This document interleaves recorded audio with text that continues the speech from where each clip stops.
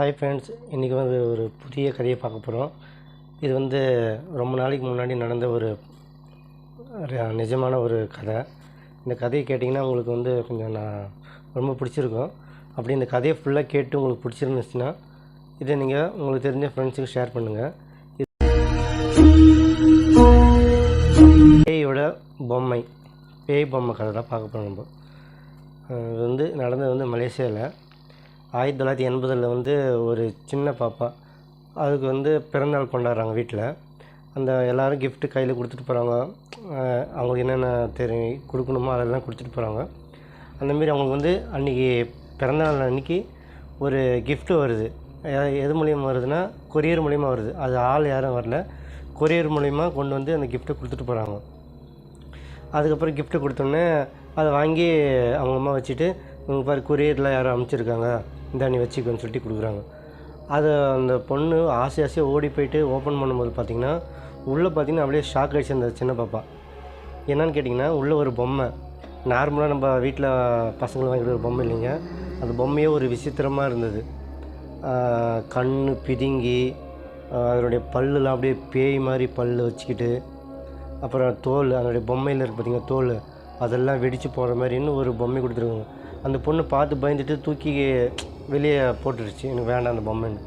அதுக்கப்புறம் அவங்க அம்மா வந்து, யாரோ உனக்கு கிஃப்ட் பண்ணியிருக்காங்க, அந்த பொம்மை போய் தூக்கி போடுறியே, இது பார்க்கறதுக்கு ஒரு வித்தியாசமாக இருக்குது, உங்கள்கிட்ட நிறைய பொம்மை இருக்குது பார்த்தியா, அதனால இந்த பொம்மை சூப்பராக இருக்குது, இதை வச்சுக்கோ அப்படின்னு சொல்லி கம்பேர் பண்ணி அந்த பொம்மையை அந்த பாப்பா ஒரு கொடுத்துட்றாங்க. அந்த கொடுத்துட்டோன்னே அந்த பொண்ணு சரி என்ன பண்ணுறது, அம்மா ரொம்ப ஃபோர்ஸ் பண்ணுறாங்கன்னு சொல்லிட்டு வாங்கி அவருடைய ரூமில் பெட்ரூமில் வச்சுக்கிட்டு தூங்கிடுறான். நைட்டு ஒரு 10 மணி 12 மணி, அந்த டைம் சரியாக தெரியல, 10-12 மணி இருக்கும். கரெக்டாக எந்திரிச்சு யாரோ நடக்கிற மாதிரி அந்த சவுண்டு, சைலண்டாக இருக்கிற டைமில் யாராவது நடந்தாங்கன்னா சின்னதாக சவுண்டு கேட்கும்ல. லூசி வந்து எந்திரிச்சு பார்க்குறான், யாரா இன்னத்துக்கு நடக்குதுன்னு சொல்லிட்டு அப்படியே போய் வெளியே பார்த்தாங்கன்னா அந்த பொம்மை கால் மட்டும்தான் தெரியுது நடந்து போகிறது, டொக் டொக் டொக் அந்த மாதிரி சத்தம் கேட்குதாம்மா. இப்போ பயந்துட்டு வந்து கம்முன்னு கட்டிலுக்கு மேலே கம்முன்னு படுத்துக்கிறாங்கம்மா. நைட்டு ஃபுல்லாக எப்போவுமே அவள் லூசி பயன்றதுனால ஹால் லைட் மட்டும் போட்டு வச்சுருப்பாங்க. அவளுக்கு இருட்டுனா கொஞ்சம் பயன்றதுனால உள் ரூமில் லைட்டில் இவள் படுத்துக்குவா, ஏன்னா லைட் இருந்தால் தூக்கம் வரதுட்டு அந்தமாரி தூக்கிக்கணும். அடுத்த நாள் காலையில் போய் அவங்க அம்மாக்கிட்ட சொல்கிறதுக்கு எவ்வளோ ட்ரை பண்ணுறா, இந்தமாதிரி நைட்டில் வந்து அந்த பொம்மை நடக்குதுமா அப்படின்னு சொன்னோன்னே, அதெல்லாம் இல்லை.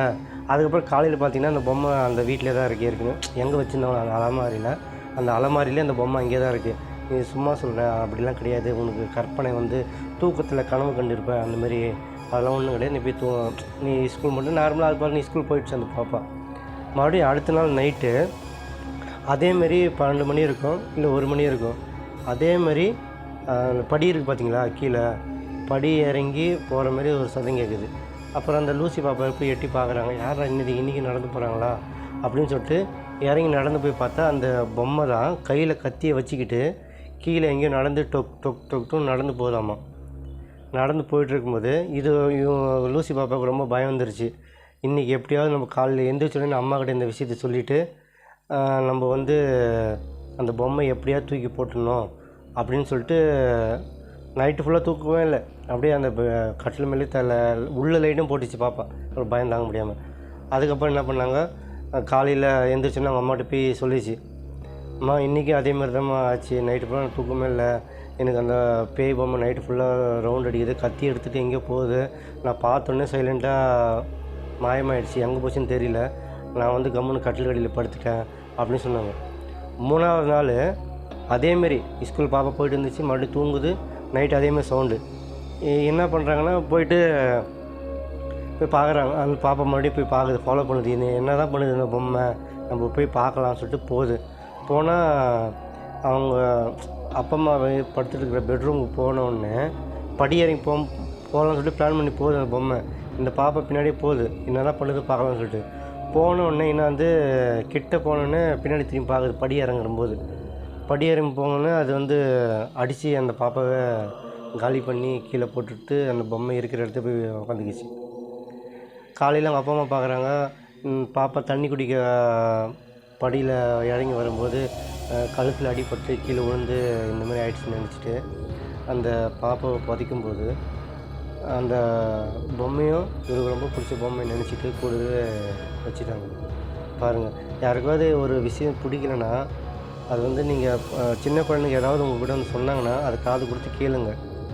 நீங்கள் வந்து அதெல்லாம் அப்படி இருக்காதுன்னு சொன்னீங்கன்னா அவங்க மன அழுத்தம் அதிகமாகிட்டு சில பேர் வந்து சொல்ல முடியாமல் உள்ளே மனசு வச்சுருப்பாங்க. அதனால் குழந்தைங்கக்கிட்ட நீங்கள் மனசு விட்டு பேசுங்க. அவங்க என்ன சொல்ல வராங்க முதல்ல புரிஞ்சுக்கிட்டு அது வந்து சால்வ் பண்ணுறதுக்கு நீங்கள் முயற்சி பண்ணுங்கள். சரிங்க ஃப்ரெண்ட்ஸ், இந்த வாரம் கதை அவ்வளோதான் முடிஞ்சது. நெக்ஸ்ட்டு இன்னொரு பேய் கதை பார்க்கலாம். இந்த வீடியோ பிடிச்சிருந்தா ஷேர் பண்ணுங்கள். இது இப்போ தான் நான் சேனல் இப்போ தான் புதுசாக ஆரம்பிச்சிருக்கேன். அதனால் பேசுறது கொஞ்சம் லேக் ஆகும், தப்பாக நினச்சிக்காதீங்க. நான் அடுத்தடுத்து வர வீடியோவில் நான் வந்து கரெக்டாக போட ரெடி ஆகிக்கிறேன். சரிங்களா? நன்றி, வணக்கம்.